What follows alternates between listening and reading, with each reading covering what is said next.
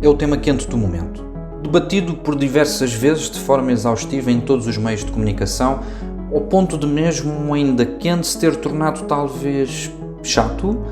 Contudo, não vejo outra forma de iniciar este primeiro episódio do Apolítico sem começar por aqui. Falo obviamente da queda do governo e da demissão de António Costa. O homem que liderou o destino do país nestes últimos 8 anos caiu com estrondo, levando juntamente consigo ao tapete um gabinete inteiro, deixando Portugal boquiaberto e num misto de emoções. Apesar de ser um tema pelo qual, sem dúvida alguma, achei que fazia sentido para iniciar este episódio, a realidade é que não o quero abordar do ponto de vista criminal ou judicial, mas sim do ponto de vista político. Ou seja, não me interessa neste caso em concreto especular sobre se António Costa tinha ou não condições para continuar. Se se tratou a si mesmo como aos seus ministros ou secretários de Estado que terá assegurado até ao final, casos de Cabrita, Azeredo Lopes, Galamba, entre outros, ou ainda se caiu por uma suspeita, um envolvimento efetivo ou o já muito citado parágrafo. De forma clara e sucinta, caiu e ponto. O que nos interessa agora, ou pelo menos a mim, é perceber se de facto as eleições eram a melhor opção a ser tomada pelo Presidente da República. Se bem que desde já agendadas, e não sendo eu Conselheiro de Estado, nem tendo uma máquina do tempo que me permita voltar atrás nestas 3 semanas e aparecer à frente do Presidente, vamos caminhar pelo caminho da suposição. 7 de novembro de 2023. Depois de 2 idas ao Palácio de Belém, residência oficial do Presidente da República, António Costa anuncia ao país pelas 14 e picos que apresenta a sua demissão. Nos dias seguintes, o Presidente convoca todos os partidos com assento parlamentar, apesar do CDS achar que fazia também ele falta nesta discussão, para audiências individuais. E por fim, houve o Conselho de Estado. Depois, afirma perante o país que a 10 de março de 2024 haverá eleições. A primeira pergunta que fiz a mim mesmo, após este anúncio, foi: porquê? Por um lado, compreendo que as palavras proferidas pelo Sr. Presidente há praticamente 2 anos a quando da vitória do Partido Socialista com maioria absoluta, lhe tenham de alguma forma pesado na sua tomada de decisão. Algo também vincado, obviamente, pela oposição, mortinha, sobretudo à direita, para ir a eleições. Mas foquemo-nos no seguinte, neste caso, nas palavras maioria absoluta.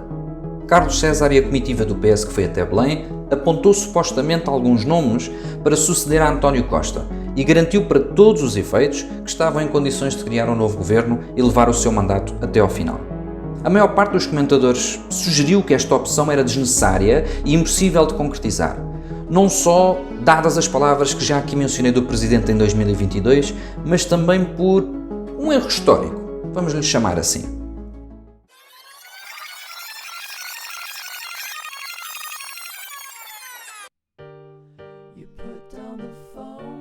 Decorria o ano de 2004 e Portugal estava na baila. Mais por razões futebolísticas do que por outra coisa, se não vejamos.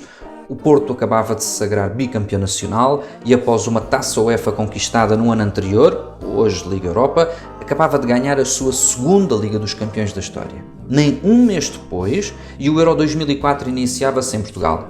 O país estava em festa e, apesar das muitas lágrimas na maldita final contra a Grécia, a motivação do Filipão para com as nossas gentes fez com que o mar de verde e vermelho fosse visto de Bragança até à Madeira. Todos, sem exceção, haviam colocado nas suas janelas, varandas, portas e carros as cores da nossa bandeira. Repito, enganei-me. O Durão tinha posto outra bandeira, a da União Europeia. Ao mesmo tempo, praticamente que os Tugas vibravam com a bola, um governo em coligação PSD-CDS caíra. Durão Barroso, primeiro-ministro, saía para liderar a Comissão Europeia, levando o presidente da altura, Jorge Sampaio, a ter a mesma questão que no presente Marcelo teve.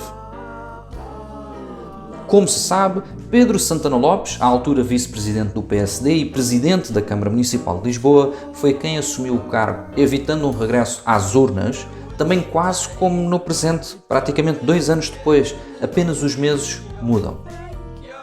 Parece é que as coisas não correram bem, não é?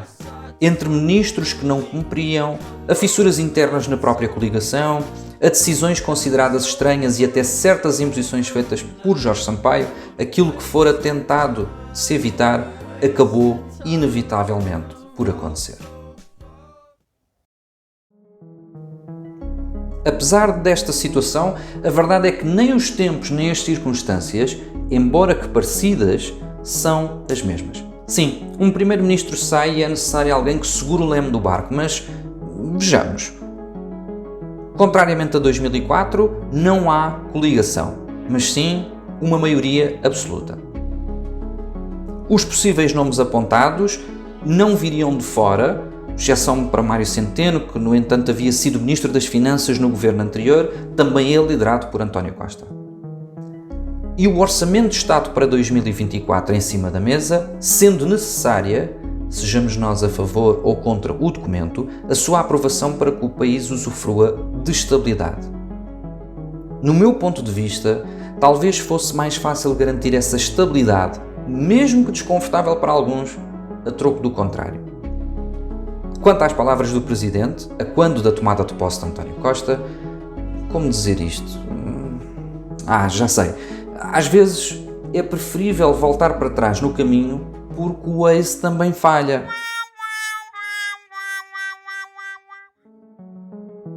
E entre uma estrada pouco iluminada e outra esburacada, sem asfalto e que passa pelo meio de uma floresta escura, eu em particular prefiro a que tenha alguma luz. Independentemente do levantamento da minha questão, a decisão está obviamente tomada. A 10 de março de 2024, lá iremos nós outra vez até às urnas. Para o bem ou para o mal, na realidade são sempre estas duas opções, depende só do sítio da balança em que estamos. Esperemos é que desta vez o dealer que nos está a dar as cartas neste jogo de póquer tenha entretanto trocado com o colega que começou agora ao turno, sobretudo na mesa em que estamos a jogar. É que só me sai palha.